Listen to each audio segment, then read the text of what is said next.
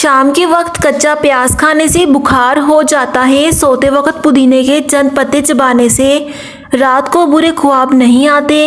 अनार के छिलकों की चाय बनाकर पीने से जुकाम फौरी दूर हो जाता है। हमल के दौरान खट्टी चीज़ें खाने से परहेज़ किया करें। ये पैदा होने वाले बच्चे के लिए बहुत नुकसानदा होती हैं।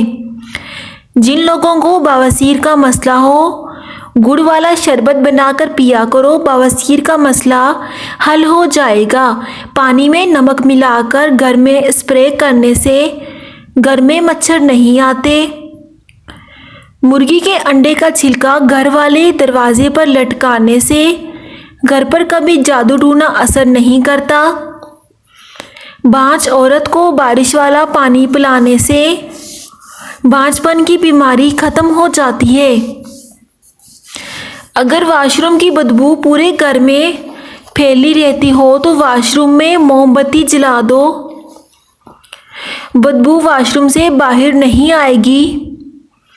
नहाते वक्त स्टील के बर्तन में पानी भरकर नहाने से नज़र तेज होती है।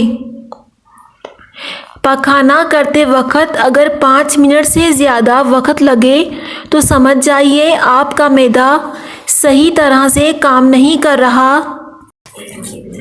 एक ही सांस में पानी पीने से मैदे में ज़ख्म हो जाते हैं। रोटी चबाकर खाओगे तो कभी पेट से गैस की बदबू नहीं आएगी। रात को खुशबू लगाकर सोने से दिमाग कमज़ोर होता है।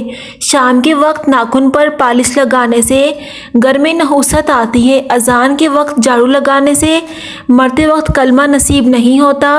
अगर ज़हनी तनाव और थकन सी महसूस हो रही हो तो संतरे का जूस बनाकर पीने से थकन दूर हो जाएगी।